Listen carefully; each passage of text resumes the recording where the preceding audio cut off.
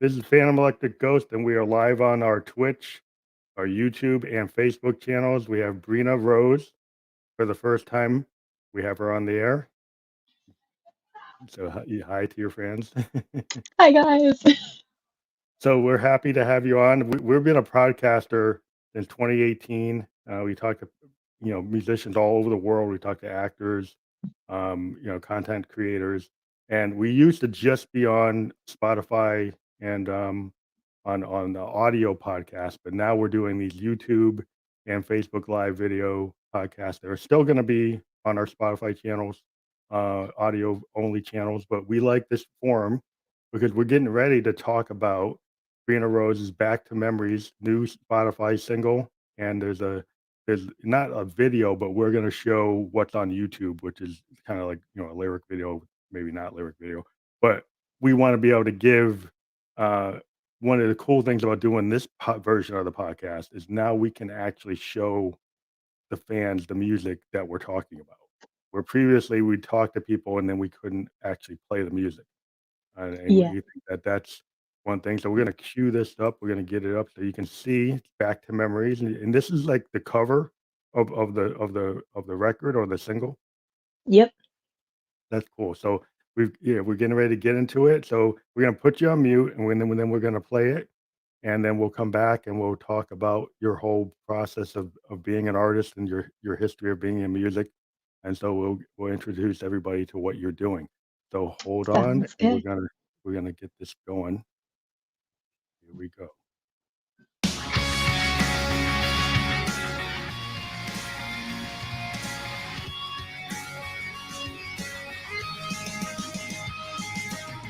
I've been sitting here just trying to figure out where do I go from here. I know I let you down, cause I guess I'm the monster, the head of the slaughter. The room's getting hotter, I'm guilty, your honor. Now I'm hanging up the phone, and I think I might break, but I'm in too deep to realize that I made a mistake. Yeah, I know I broke your heart, but it's not breaking as badly as mine.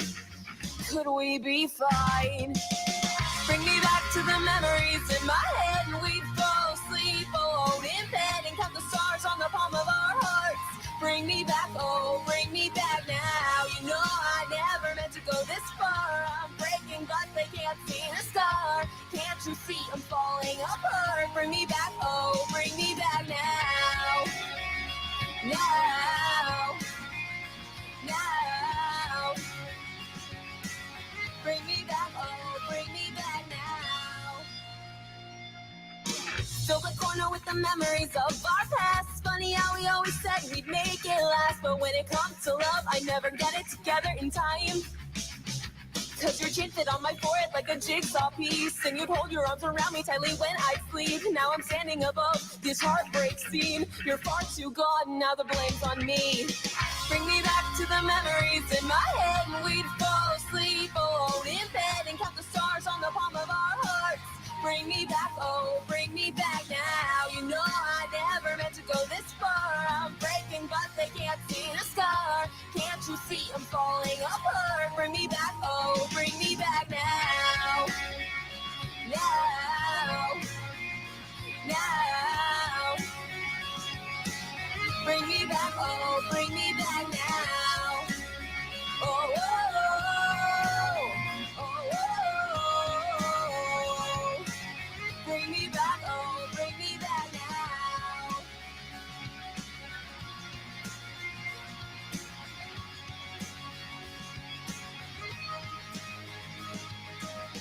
I've been sleeping with the thoughts running through my head. Over 500 days just to wind up dead. And now I'm holding the knife and there's pain in my eyes. And I'm wondering why the wrong choice has to feel so right. Cause now I'm falling asleep next to someone new. Never thought that there'd be anybody with me but you. I felt blood on my hands, nobody understands. This is not what I planned. Bring me back to the memories in my head, and we'd fall asleep alone in bed and count the stars on the palm of our hearts. Bring me back, oh, bring me back now. You know I never meant to go this far. I'm breaking, but they can't see the scar. Can't you see I'm falling apart? Bring me back, oh, bring me back now. Bring me back to the memories in my head, and we'd fall asleep alone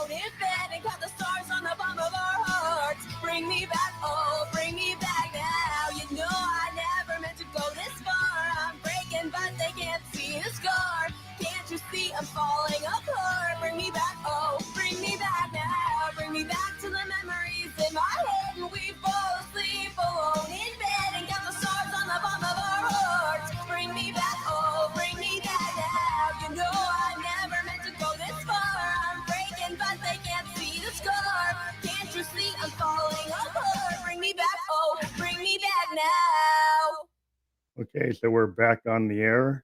So hope everybody could hear that. You could hear it, right? Yeah, I could hear it. Oh, good, because I was kind of scared. Like, did I do something wrong and you couldn't hear it?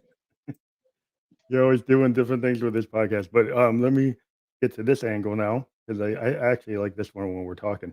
So, so that song, I was reading a little bit about what you wrote to me when you wrote up the like write up on it. You said it's Hmm. about a relationship that took like a twist and the longing to undo a past mistake.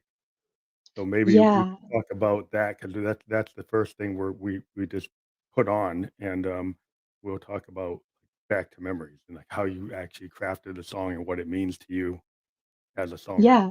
For sure. So I wrote that song in January of 2020. Well, actually, I wrote it in February of 2020 about something I had gone through in January. I had kind of the worst breakup of my life. And of course, being an artist, I used my art to express how I was feeling.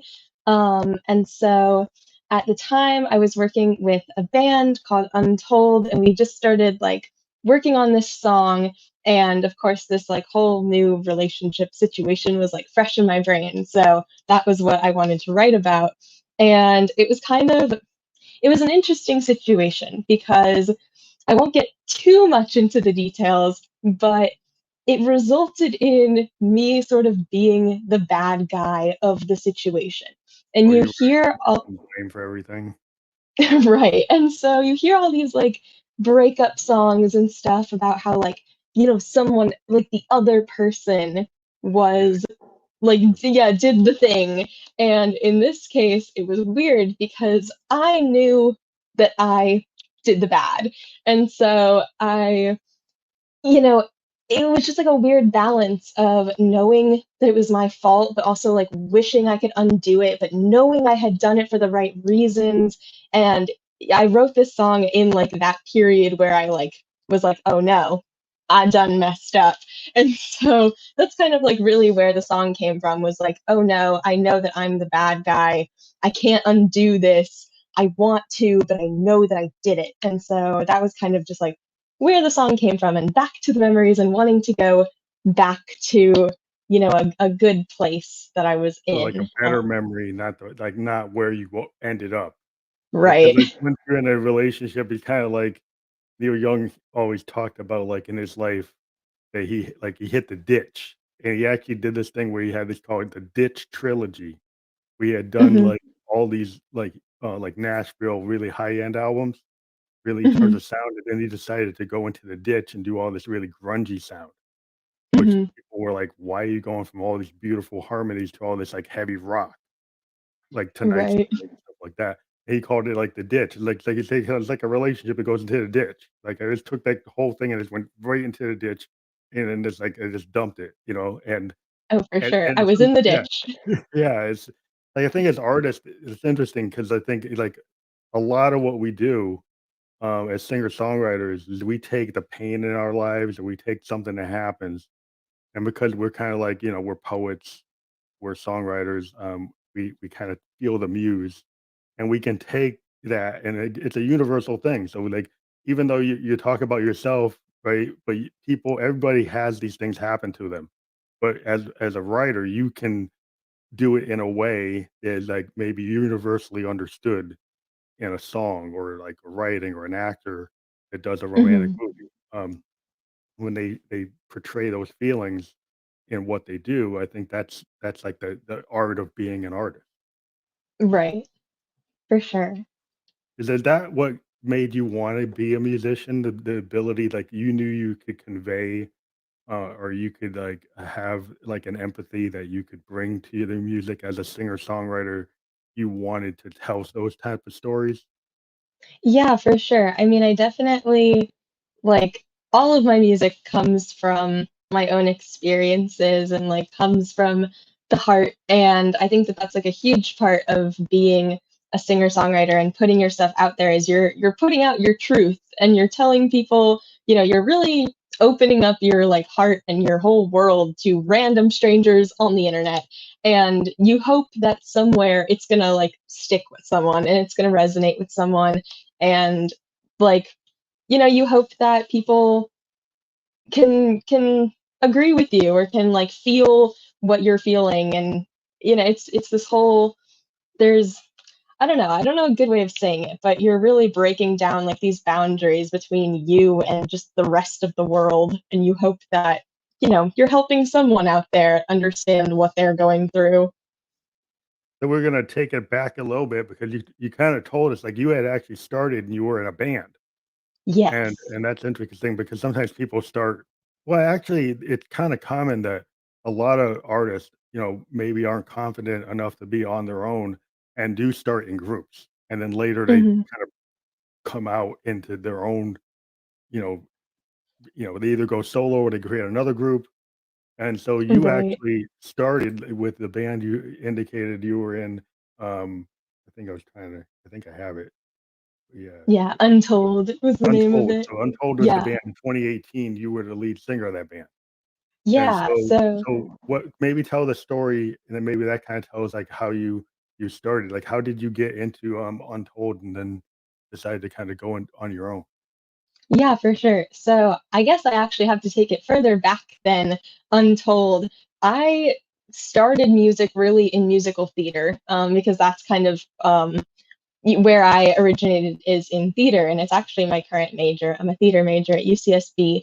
And so I was actually in a show at my school. I was performing in Greece. I was the Pink Lady Marty, and Oh, I had my own song. I sang the song Freddie My Love, and that was like my first, I guess, like bigger musical role.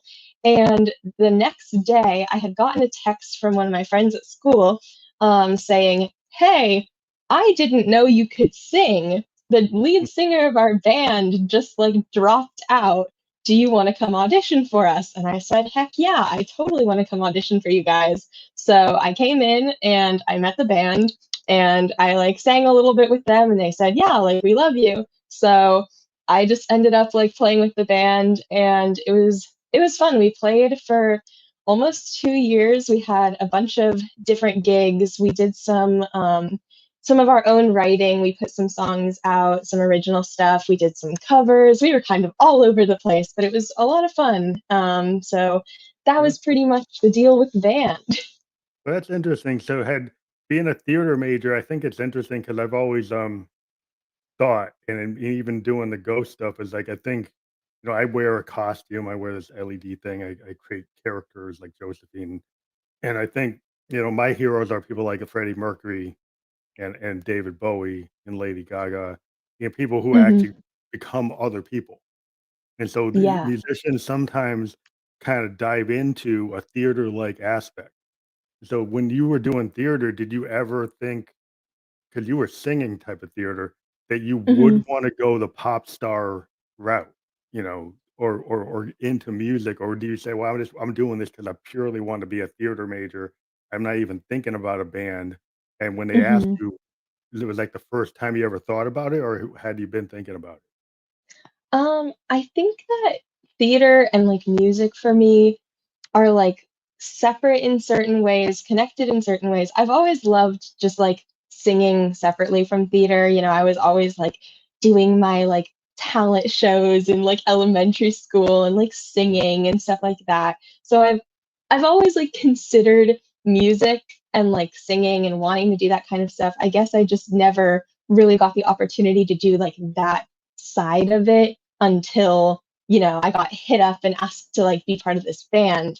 And it's interesting that you talk about like, putting on a costume and like becoming another like person or character, because I think that that's what I really enjoy about theater is that, I am actually an introvert, which is, weird to some people because they think, oh, like you get on stage in front of hundreds of people and you are able to just like do that and that's normal. And I'm like, yeah, because that's not me. I'm putting myself into the shoes of someone else and I'm able to like, yeah, so what if there's 300 people in the audience? I am, someone else. I am Marty in Greece or I am so and so. And so that's like always been really interesting for me to like just not be Breena and like just be someone else.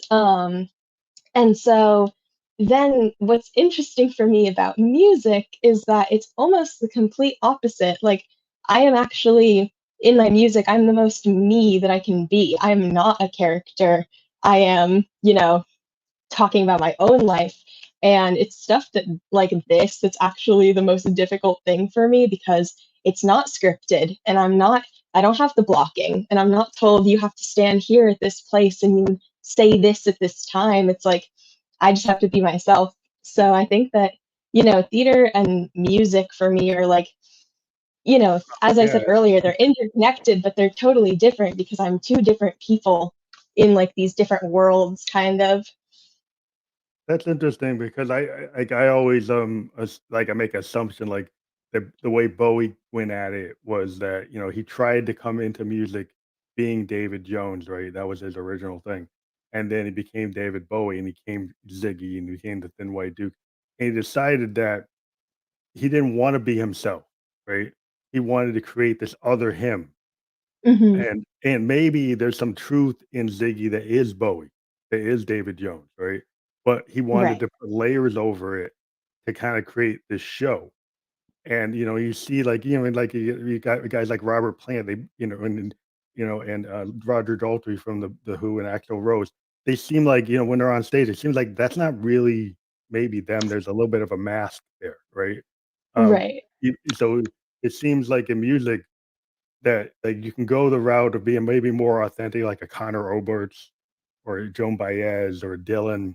You're gonna be like that singer-songwriter, folk singer, where maybe you're more in tune with your original self. Um, Mhm. but I think the theater capability, I think as you grow as a musician, I think you can take that and use it. Oh, for sure. And you could kinda create that wall because sometimes, like, if you give too much yourself in your songs, you kinda open yourself up to the world. I wonder as an artist, do you get scared when you write that you reveal too much of you, and Mhm. you wanna have a little bit of a wall? So, when you create a song, Right. do you kinda think about, like, "Well, how much am I actually gonna reveal? Or I'm just gonna, reveal as much Yeah. as I want?" Yeah, I definitely, like, think about that. I actually recently I've been just kind of working on, like, some other, like, potential, like, song lyrics and stuff like that, and there's always a thought in the back of my mind. Like, I just wrote some stuff lately that's been, like, really definitely, like, the most intense thing that I've written, and part of me is like, I need to put this out. Like this is what I'm feeling. And then the other half of me is like, well, what are people gonna think? And this is like a lot. Like, are people gonna be, you know, thinking I should be put up in a mental hospital for this? Like, stuff like Yeah, that. And it's like, how that's much the do thing I is want to tell people? Yeah. if And you it's think about also that's hard because like, when you are a singer, people, like, even if you create characters, people start to wonder. Like, like when Amy Winehouse was doing what she was doing, people are wondering, like, is that really her? Or is right. this other her? And then we come to Hmm. find out, like, a lot of it was her. Um, Right. and so, but some people, they have layers, right? And so they create this other person, and they're like, "But is that really?" Like Robert Plant when he's talking all this fanciful stuff, is that really what he does in the real? Maybe not.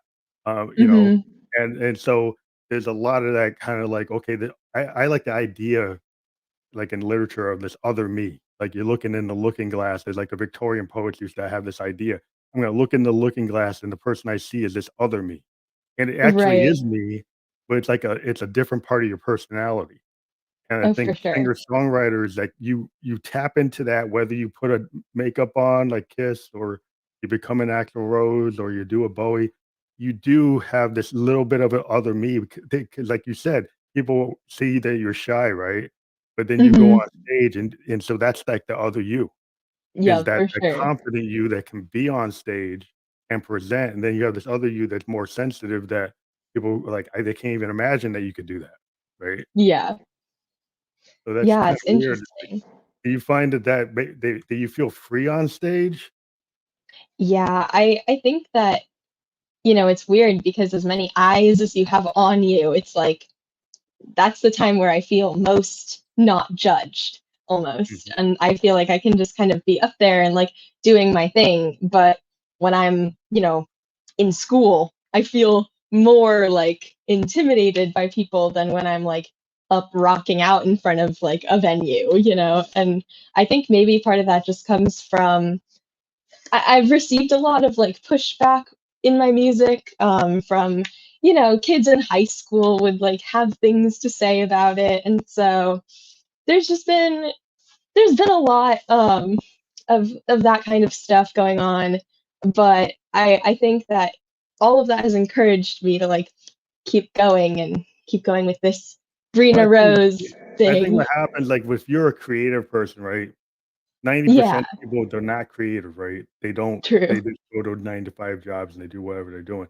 And us creators, there's always somebody that's gonna say, "Oh, why'd you do that?" Right? But they never do anything like that. They never Yep. create, right? So I always look at the person that spends all their time critical of creators. I'm like, "But you never take any kind of effort to do anything." Hmm. So, of course, as creators, we're gonna make mistakes.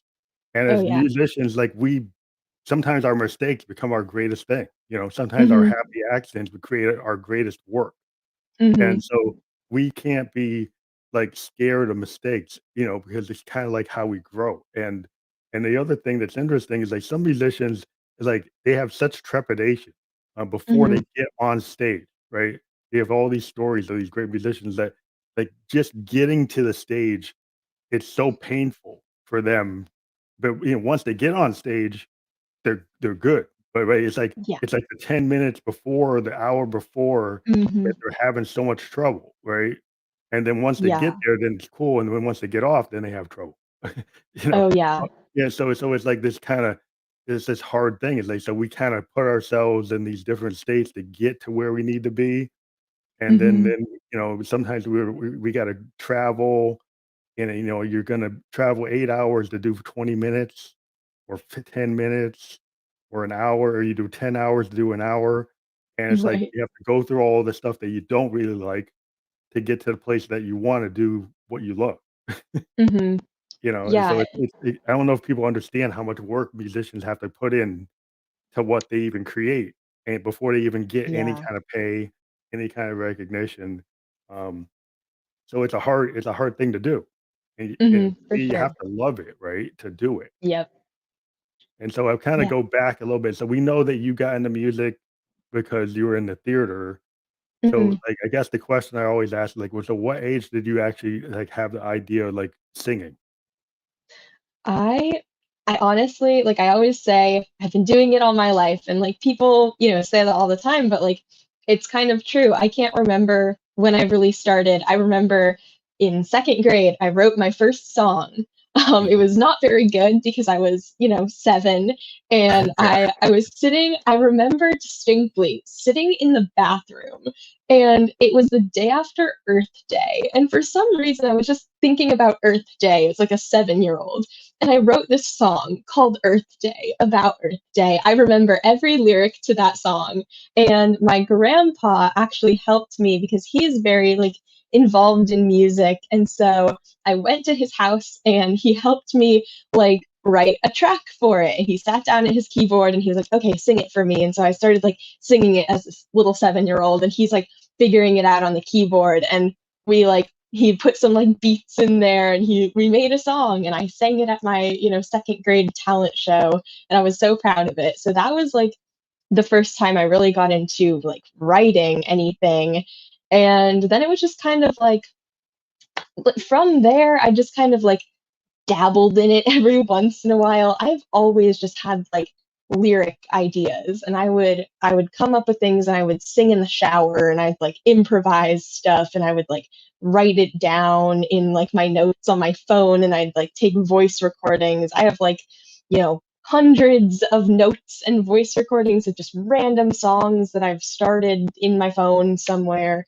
And so yeah, I guess like kind of going back to the actual question is like, yeah, I guess I started just kind of doing it all my life, and it's just been something that I don't know when I really considered it as any sort of like career. Probably when I started my like got into my band was and then started my solo stuff. I was like, okay, maybe I can like do this like legitimately and professionally, but it's just kind of been something that's always been a part of my life, and there's Yeah. been, my grandpa and his sister is actually a singer too. So it's like, it's always You had been people in your there. family that so, yeah, it's good when you have, people in a family that don't think of music as, like, "Why are you even doing that?" Right? Right. 'Cause some people are like, "Oh, go be a lawyer, go be a doctor, Yeah. be an I'm so engineer," glad and I stuff. don't have that.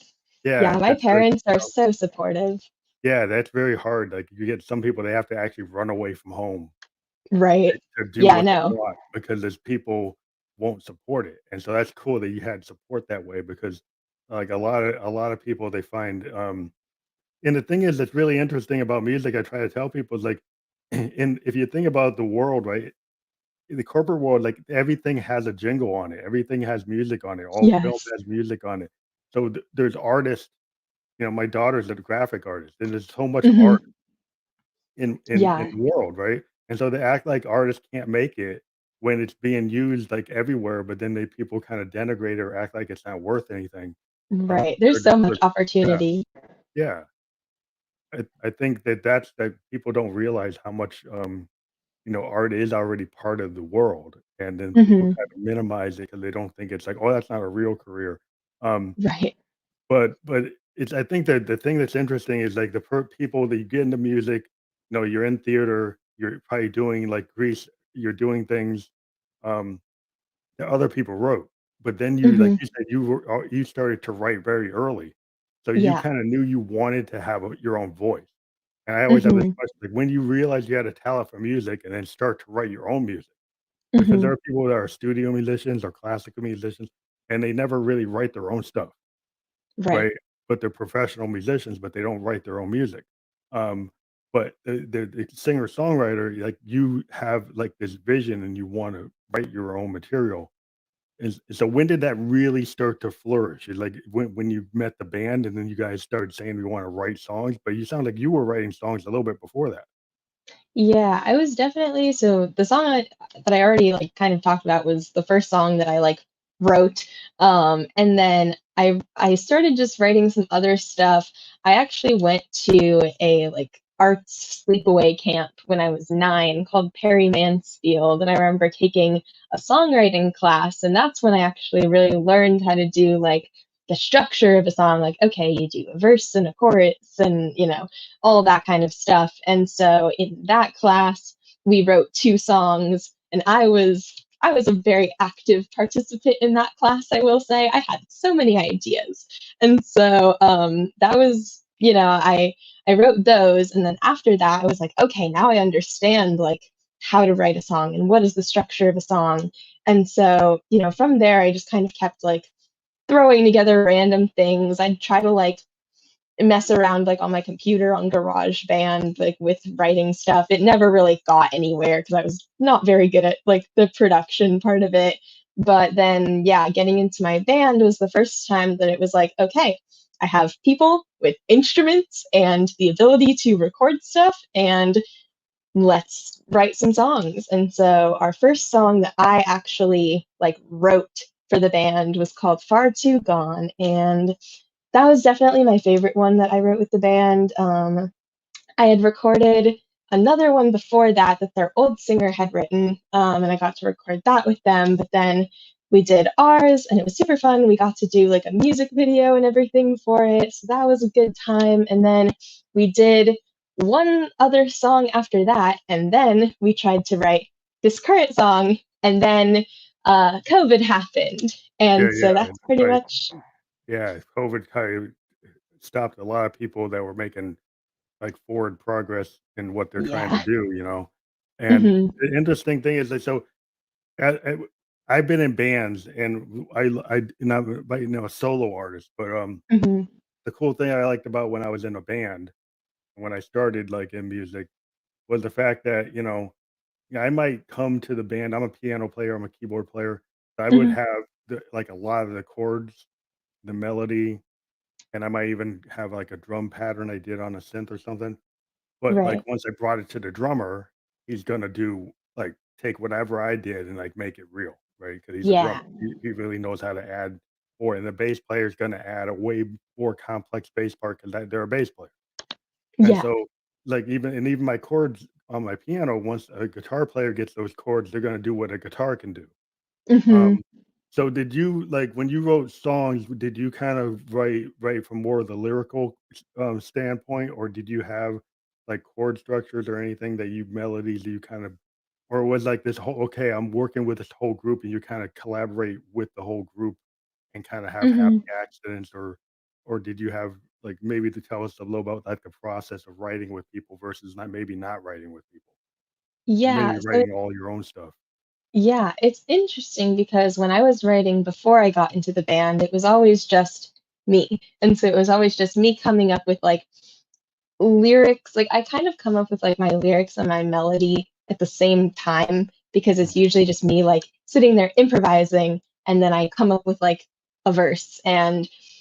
And then it's interesting because then when I went into the band, it was like, okay, well, I can't really do that anymore. There were some times where I would like bring lyrics to the band and they could build around them.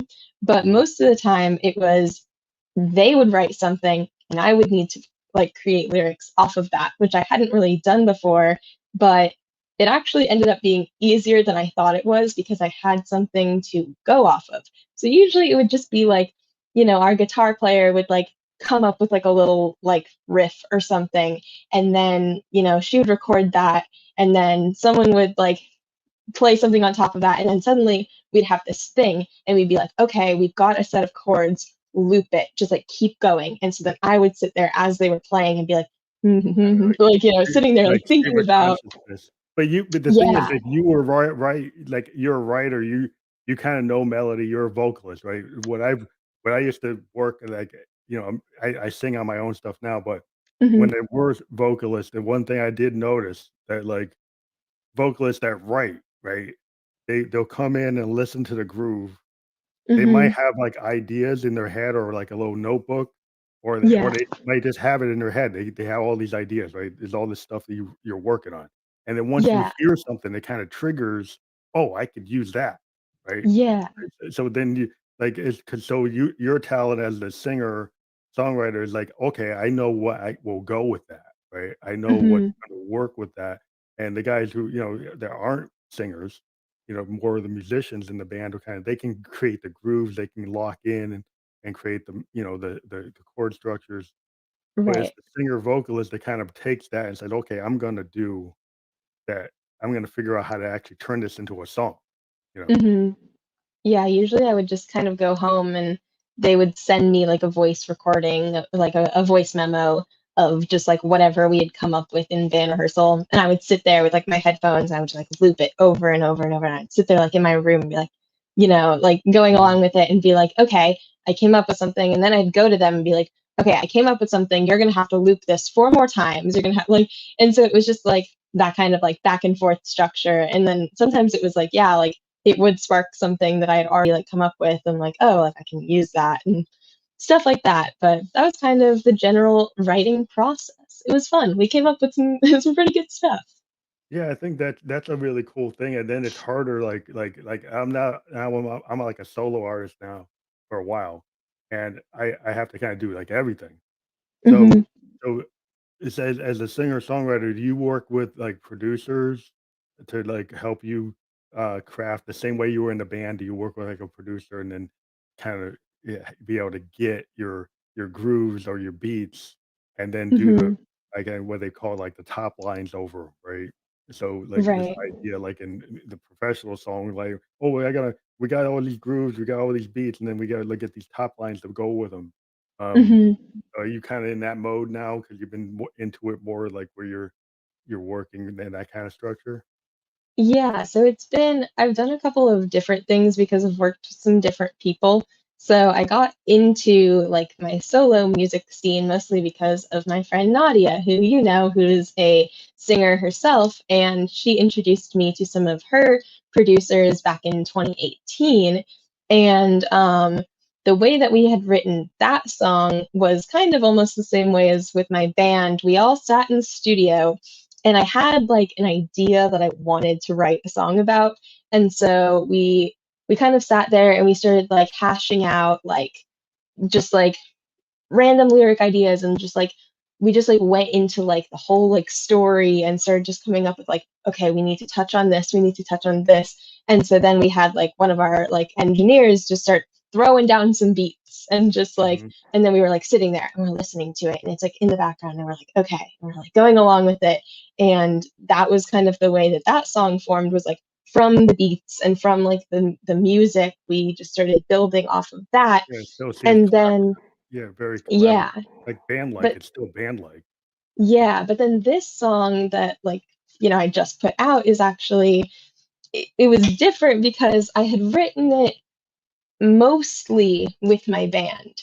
But, obviously when COVID hit, we weren't able to do anything. And then the band broke up. I moved out to California and I pretty much said, yo, do you guys care if I do the song myself? We're not Mhm. like, we never did anything with it. And they said, go ahead. So I took it back to Nadia and I said, hey girl, I'm in California. I have a song. Do you want to do something? She introduced me to her new production team. Mhm. And so this one was different because now we had a song and we had to build around it. So we started just like, I sent them the very rough track of the song and they started, kind of doing the same thing where it was like we had, this guy Will who was on guitar and he just started like playing the chords and like figuring out, like, okay, it's that and then that and then that. And then from there we actually totally ended up changing the song. Like it's the one that There's a you rewrite. just played, yeah, is like nothing like the original, which is like weird because it's like the same song, but it's not at all. We ended up changing a lot of the lyrics. We put it in a whole new key. We like changed the tempo. And so, Yeah, in some songs ways, I thank sometimes COVID because like it yeah, let sometimes me. songs become like I've gone back and taken something I wrote like 5 years ago, right? And Hmm. now I'm in a different place, and Yeah. I changed the key, I changed, like, the major instruments that were in it. Hmm. Maybe it was all piano, and then it becomes, like, rock, or it was, Yeah. like, rock, and then it becomes, like, piano, or it was, like, it was, like, techno funk, and it wasn't funky before, and Hmm. so so it's interesting, like, how you can even, take your own stuff and decide, "No, that doesn't work," right? So, like, Hmm. you have, like, all your demos and what ends up being the final piece is, like, that's I think it's, like, a lot I'm a music fan, right? And I love Right. going back and listening to the process, right? On some of my favorite artists and seeing, like, okay, here's what Dylan did with this, or Neil did with this, or Hmm. Prince did with this thing, and then seeing, like, how it became what it became. And it's Yeah. cool, like, when you're an artist and you saw you had this song that was, like, with one band, you Hmm. take it because of the COVID and you bring it to another group and it kinda transforms into a Yeah, for totally sure. different thing. It's kinda, like, situational. You never Hmm. know what fate's gonna do to your song, you know? Yeah. Yeah, it was so interesting because I'm a very stubborn person. Anyone who knows me knows that.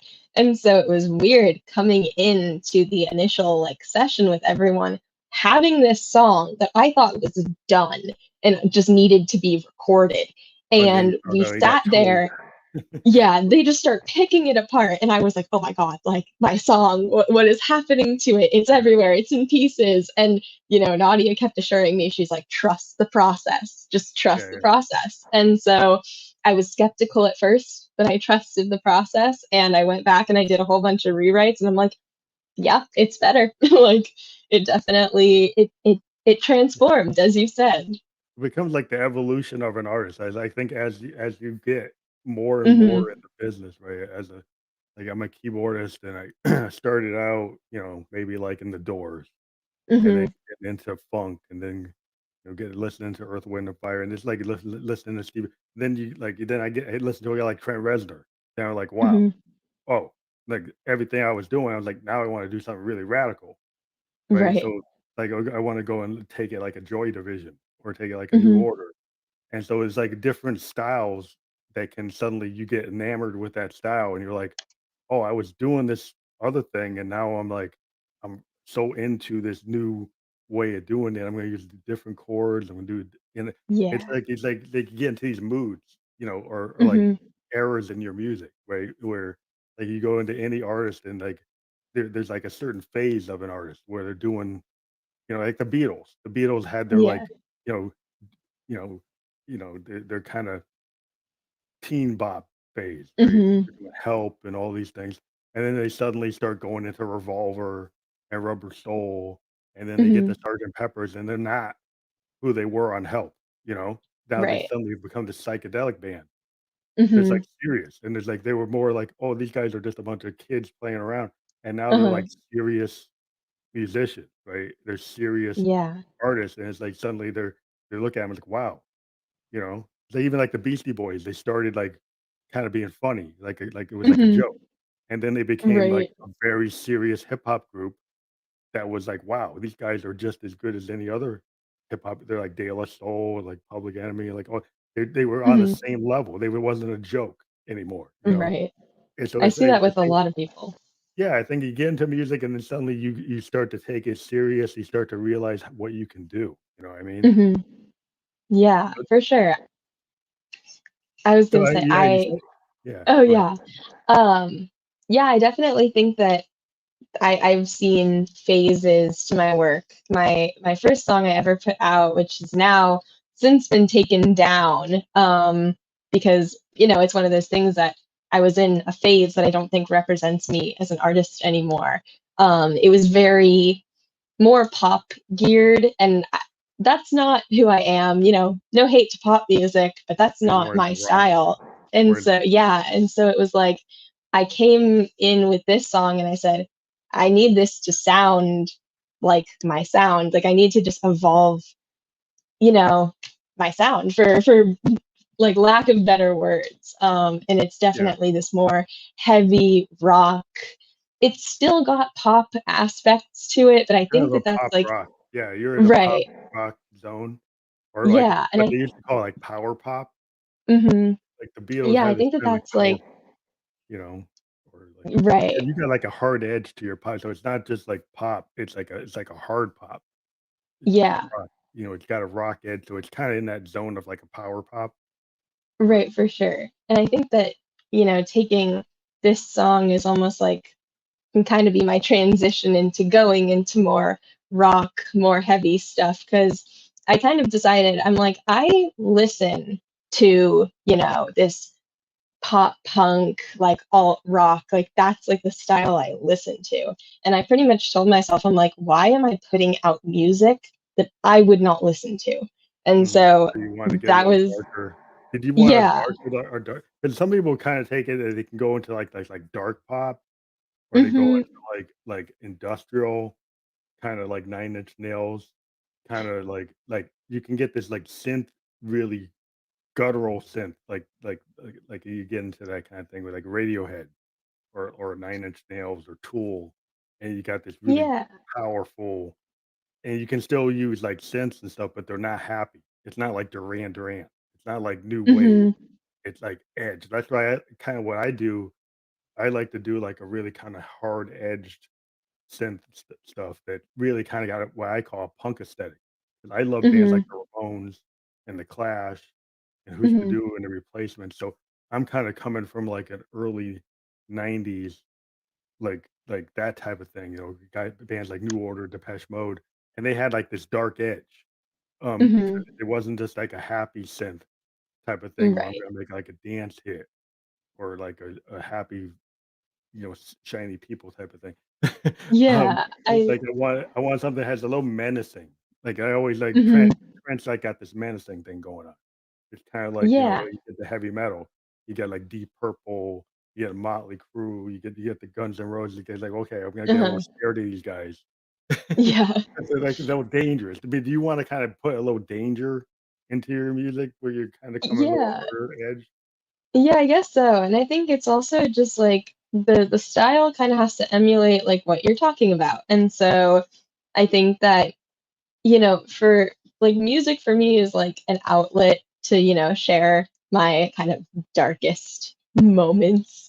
And Mm, so, I always joke that I don't write happy songs because it's not something that I can just like it doesn't like help me with anything. And so I think that the style has to emulate what I'm talking about. So if I'm talking about, this dark moment in my life, I'm gonna want to go a little Yeah, harder, a you don't little want like it sounding like grittier. Cyndi Lauper. You don't want to like Right. all the girls want to have fun, and I'm Yeah, talking about something exactly. that's a little darker than that. But some people like the dichotomy of Mhm. maybe having a happy sound, but then you listen to the lyrics and they're really dark. Yeah, I love when artists do that, honestly. Like there are definitely songs that I listen to, even like, this is funny because I say I don't listen to pop music, but even like Taylor Swift's song that she released recently, Mr. Perfectly Fine, it's like Mhm. you listen to that song and it's got this like super like pop upbeat, but you listen to the words and it's like, oh, she mad. Like Yeah, so she's gotten I better definitely at like doing that. that kinda thing where it's like she's got that kinda known kinda happy thing, but then she's getting a little Mhm. darker with her lyrics, you know? Right, and yeah, I definitely think that that's super cool when artists do that because there's I don't know, there's this moment where it Yeah. it messes with your brain and it just makes it, like, super interesting to listen to. 'Cause I was always into Liz Phair. I don't know if you know Liz Phair. She was kinda like this idea of the girly sound. She's like a like in the '90s, she was a big, Okay. influence with Exile and Guyville, and, Mhm, she had this kinda thing where she did this her interpretation of the Stones, Exile, and Main Street, but she's talking about, like, how women are kind of exiled on Main Street in the pop mhm, world, and she kinda came at it with a very it's poppy, but it's really dark. And mhm, it's got this kinda really interesting lo-fi guitar edge that's kinda mhm. punk. It's very Yeah. punk, kinda like Riot Girl before Riot Girl. She actually called it Mhm. girly sound with, like, an Okay. extra R's on it. Yeah, And yeah. it's got this kinda edge where her voice is kinda happy sounding, but her lyrics are very powerful and they're direct, Mhm, and she's very, she's not saying, the average pop star thing, in her mhm. songs. She has a darker edge, and that always Yeah. appealed to me, like, even like Tori Amos. She had to have this Mhm, beautiful classically trained pianist saying all this really strange, dark, psychedelic, like Bjork level stuff, uh-huh. and you're like, "Wow, that's really interesting when you can do that," when you can Right. come in with a voice and then have, like, a darker edge or a psychedelic edge or kinda really artistic interpretation like a Kate Bush. I always look at, like, female artists. I tend to interview a lot of women artists today. Mhm. Most of the artists I've actually interviewed because I find that women are actually doing more interesting things in all genres of music than a lot Yeah. of the guys are kinda, like, not I mean, I do interviews, of Mhm, men out there, but majority of the people in the last 3 years that I've interviewed are women artists that are really pushing the genre with all yeah. kinds of different interpretations or voices that have never been heard as much as I think Mhm. they need to be heard. You know what I mean? Yeah. Yeah, for sure. I mean, I guess, we live in a patriarchal society, and so women are always just finding new ways to kind of like get themselves heard. There's always just been kind of this oppression of women's voices, and so it's so interesting when you see like women breaking stereotypes in music, especially like when you hear like punk women singers and stuff like that. It's like Like it's always Sleater just like Kinney. more Yeah. interesting. Yeah, I always into Sleater Kinney and, the Blake Baby Juliana Hatfield is a big I'm a big fan of her and, Mhm, the Blake Babies, and I used to listen to a lot of, Garbage and, like, I was very much into, a lot of female-centered bands, even, like, Joan Jett and the Runaways. mhm. I'm a child of the '70s, I actually bought those records when they were coming out, you know, Nice. when she was in the Runaways, that's where she started, and that was Yeah. like a girl punk band, Mhm. like L7, and, like, that really as a young kid, I was into the Clash, I liked the Sex Pistols, but when I saw the Runaways and I saw L7 and I saw Blondie and I'm like, "Wow, I like Yeah. that." I Yeah. like because I wasn't, I like the Ramones, but I like what Blondie was saying. I like what Joan Jett and the Runaways were doing, and I was like, "That Mhm. is like a different voice that I'm not hearing." and Right. even to this day, I kind of go toward women artists that are doing that, you know, Mhm. because I think it's just in my musical taste. I was like, I like that because I like to hear, Yeah. I'm an African American, so I mean, I like to listen to jazz. I listen to a Mhm. lot of experimental music, so my tendency is to go toward the indie, the alternative, college radio.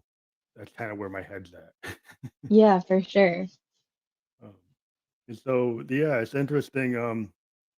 So I understand, like I always have all these production questions, but it sounds like I don't need to really get into that. 'Cause Yeah. you work with producers. Yeah. You're not like a bedroom producer like me, like with all my modes, Mhm. all my tape machines, and I kind of Right. If you sat I me in spent a front of lot. that computer, I would not know what was going on.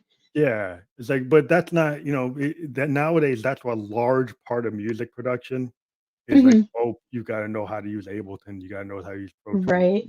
you got to be able to go into a DAW and get on the grid and build it. But I'm Mhm. kind of I actually don't use a DAW.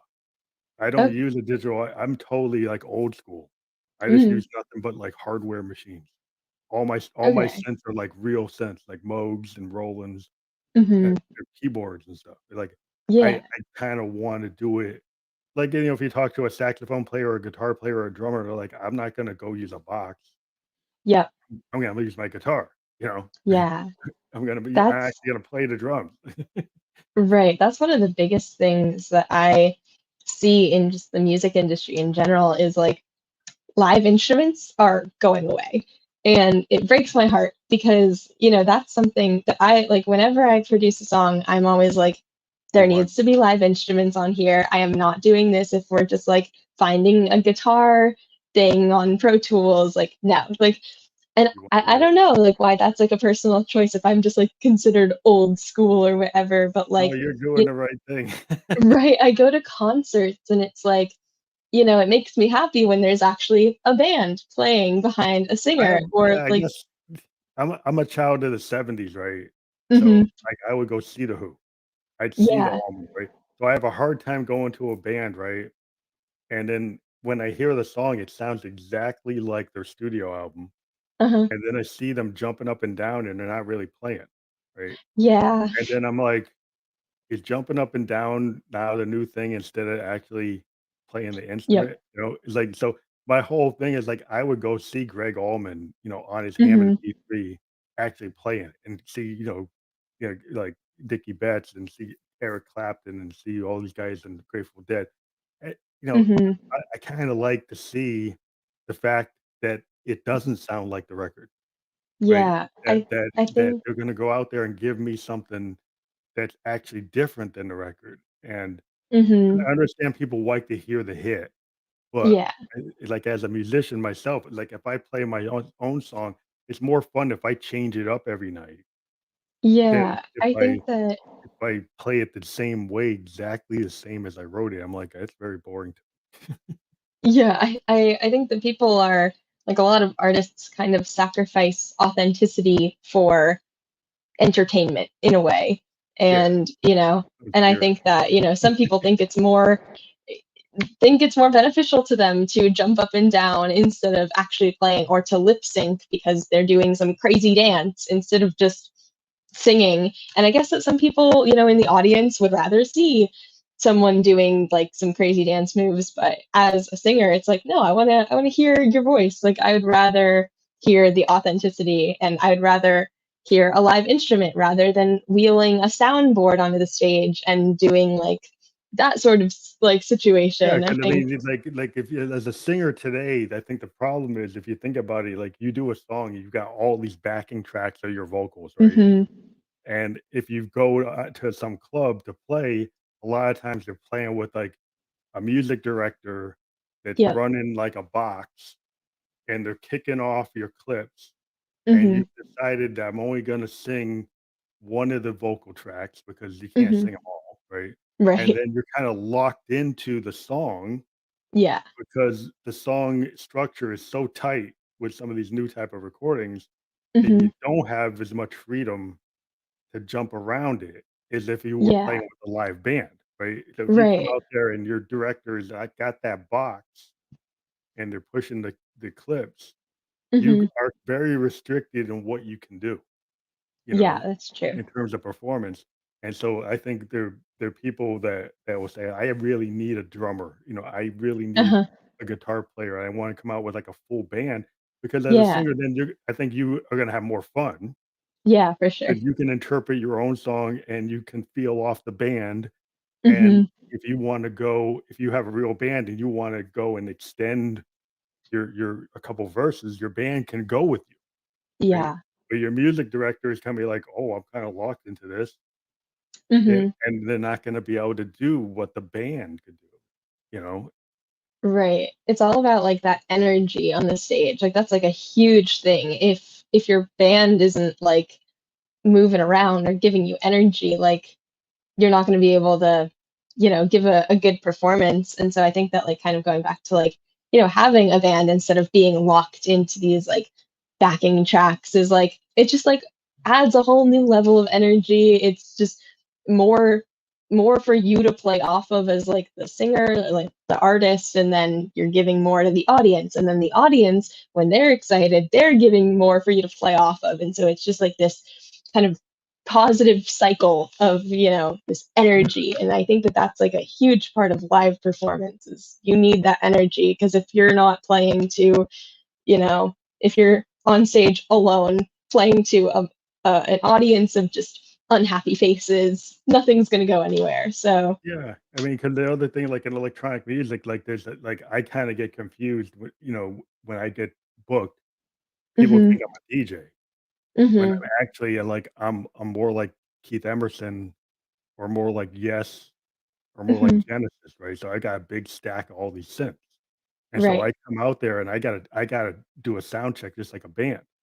mhm, And and you've got these other guys that'll come out and the main thing of what they're doing is the light show mhm, or what the digital screens are doing, and they kinda are stuck on their CDJ and they just come with an SD card right, and their unit, and the light show and the video is really what's driving it more than actually playing it. mhm, They might have played it when they recorded it, and they might be able to kinda scratch it a little bit and mix it up, but it's not the yeah, same as if you got a big stack of Moogs and, mhm, like, in sense that you actually can play to the crowd, you know? yeah, And so I think that's, but it's interesting today, I have seen a lot of people actually coming back into for all the people that aren't using live instruments, there's a yeah, lot of people that are doing it again. Um, mhm, Even in hip hop, there's been this new thing where they bring real drummers. They bring oh cool, bass players, they bring guitar players, they bring horn players, and they're not just mhm, doing, so like they're different certain genres are actually going back into live instruments, and other yeah, genres maybe aren't, but it mhm, still exists. And so it's always, I think, positive to realize that yeah, there's always gonna be a place for people who wanna do it, and there's always gonna be fans that want to see that. yeah, for sure, So that's kinda cool, to hear that you're of the mind that you wanna do that, because I think as a yeah. songwriter, I think it just gives the audience, like, a better experience. Yeah, I think so. So what do you think about, like, the future of music, given, like, what you said? 'Cause there is this trend to not have to use live instruments. There's, like, streaming services Mhm, versus, people actually having a CD, mhm. people having, like, singles versus an album, playlist versus an album. What are you thinking? Yeah, so I think that honestly, with, like, streaming services and stuff like that, I'm a fan of that. A lot of people will say, like, "I wanna go back to the CDs," and that's kind of stuff. I think that streaming services are an awesome way for, like, just a lot of people to access music. It makes it so much more accessible for people that wouldn't have been able to otherwise necessarily go to a store and buy a CD, stuff like that. I think that, you know, the fact that people can use streaming services, I think is super cool in my opinion, and it also really helps artists. Obviously, like all of my stuff is on Spotify and SoundCloud and iTunes and YouTube and all of that, and so that that's really cool for me to be like, okay, like anyone in the world can just sign on to Spotify, like hear my stuff. And so I think that that's cool as an artist. It's cool as a listener to be able to do that kind of stuff. And so I'm like all in support of being able to have like accessible music like that. I think I don't know. We kind of touched on like the live instrument stuff. I hope that there are still, people like me of, my generation who agree that like we want live instrumentation and stuff like that to stick around and that hopefully people will continue to do that. I don't think it's going anywhere. I think there's definitely a trend right now leaning towards like a lot of electronic type stuff, but hopefully the classics won't, you know, completely leave us. Um, but yeah, I don't know. I'm not sure if there's like anything else. But I think it's interesting because I interview people from outside the U.S. Hmm. and I find like I talk to people like in Iceland, Netherlands, Hmm. Germany. There's a really big rock scene in like Hamburg. There's a Hmm. really if you go to London, there's electronic, but there's still a lot of punk bands. So Right. if you go to different parts of the world, there's still a heavy rock presence. Like there's still Yeah. bands trying to sound like Genesis or Zeppelin or like Hmm. like Guns N' Roses. There's people who still want to sound like Ozzy and Black Sabbath. Right. There's people that want to do that, and they still are. And Yeah. it's just because if you kind of just look at the U.S. and you look at other parts of the world, you could think like, oh, it's all going one way. But when you look at the everywhere, there's still a lot of opportunity, and that's I think it's the streaming services that allow me to be able to talk to somebody like Hmm. in the Netherlands or talk to somebody in Yeah. Iceland or talk to a German band or a Russian band or band in Japan, Hmm. and I think that I think that really helps all music when a musician, from the US can talk to somebody in Korea or talk to Yeah. somebody in Ukraine or in Israel or in Egypt or something, it just opens things up where you getting exposed to being able to work with people. This Hmm. podcast, we've actually had artists from different places actually watch my episodes and then they contact that artist and then they go and do a collab. Right. Yeah. And that's kind of where we're a little bit of a plug for we're doing this concert, this bedroom series concert in July 16th through the Hmm. 18th, and you and Nadia are going to be playing Yep. on the 17th. And the whole idea is like we're going to take all the guests that want to who Hmm. we've been talking to since 2018. They're all from all over the world. We got bands from Sweden, London, the US, all over the world, all these different Hmm. places. And we're all gonna come together on the net and be able to give people a picture of like where music is. And it's very Yeah. diverse. We've got spoken word poets, we've got rock bands, we've got DJs, we got punk bands, we got like every type of genre you could think of, like people from Nashville. And Hmm. it's kind of cool to see when I first did the ghost because I'm electronic, people made the wrong impression that I would only interview electronic artists. Hmm. But my whole point is like I love music. And so Yeah. just because I'm an electronic artist doesn't mean everybody I interview is going to be electronic art. And so Hmm. I think that's the kind of mindset I want to have, going forward is that, even if you're an artist in one genre, doesn't mean you can't talk to another person in a different genre. Yeah.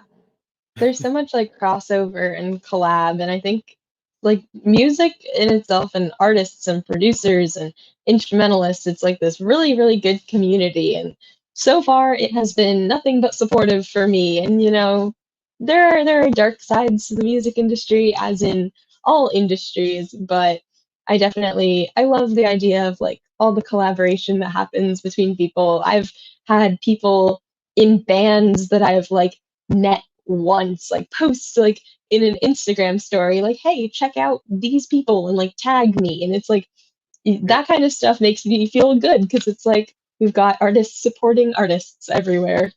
yeah, I'm trying to create this whole kind of collective within Hmm. the podcast. And I encourage anybody who's ever been on the show to like watch some of my episodes and then and you'll find like if you want to talk to anybody I've ever talked to, and you Yeah. say, well, I've been on Peg, I've been on Phantom Electric Ghost, and you tell that artist you were on, and then you Mhm. like what they're doing, you might find that you could collab with them, and it Yeah. suddenly it can happen. And so that kind of cross collaboration is what I am encouraging, and I'm hoping with this festival that all the bands that kind of appear on those, from the 16th to the 18th will Mhm. go and talk to each other and say, Yeah. "Hey, maybe I wanna play on your record, maybe you wanna play on my record, maybe we could go do a show together," Yeah. really, when COVID opens up. And even in the long term, going into the future, where we're gonna end here, but is that, yeah, I'm working with some, people in New York, and we might be able to do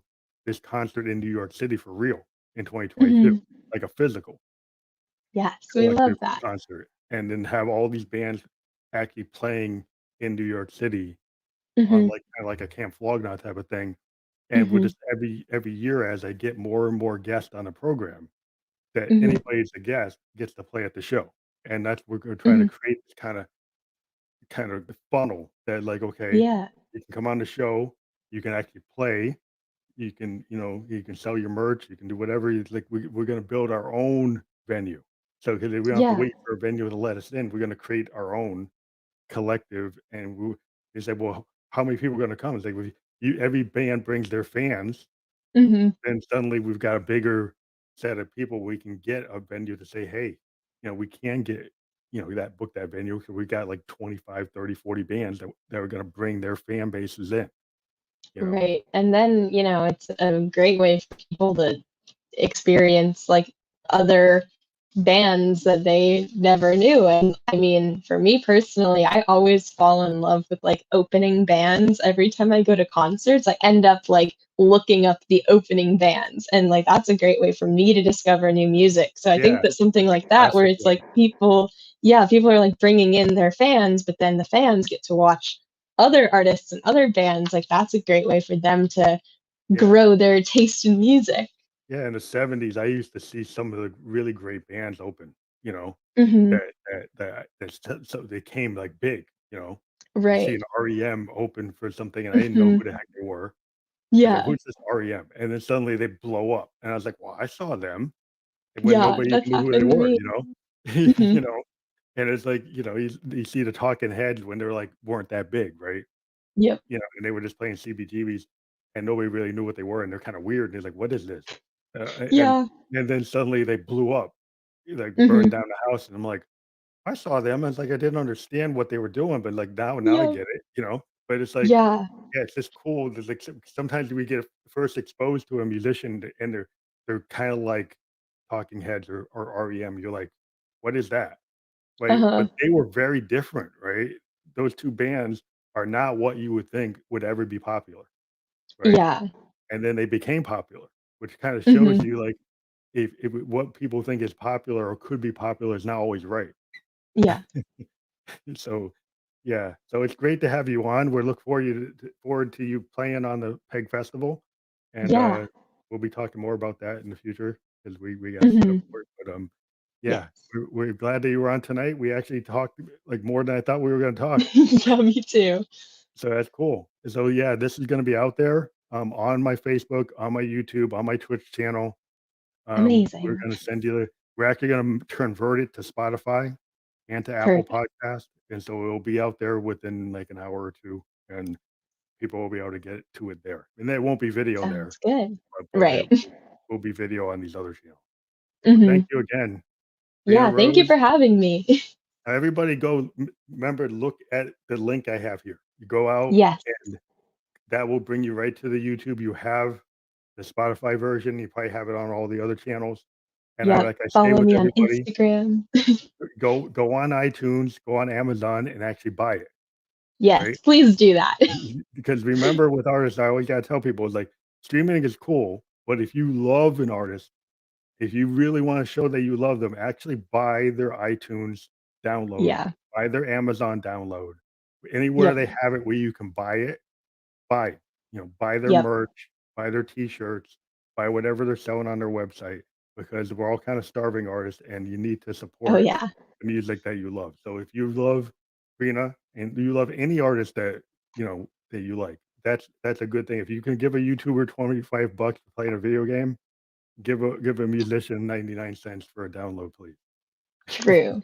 Yes. And make sure follow me on Instagram at BreenaRose.music. Yeah, all that good stuff. Yeah, we have your links on. We're gonna have your links on the actual episode. We're gonna update it to make sure we have all your. I think we have your Perfect. Spotify link on there, and Okay. we'll put your major link. We'll edit that so it's on there. All right. Amazing. Yeah, and if we don't have it, maybe make sure you send me your website link if I didn't have it, because I Oh, think I have your yes. Spotify and I have your YouTube. I might not have your main website, so send me Yeah, that, and I will add I it do have that. before I publish. So just send it on my Instagram, and we look forward to when you have a bigger project or you have a Hmm. collection of singles. Feel free to come on the show. We've talked over the last 3 years to artists like 3-4 times. So Yeah. anytime you have a project, feel free to hit us up and we'll help support you. Yes, I will let you know. Thank you very much for being on the Yeah. program. Breena Thank you Rose, for having me. Back to the Memories. Everybody check it out. Yes. Bye.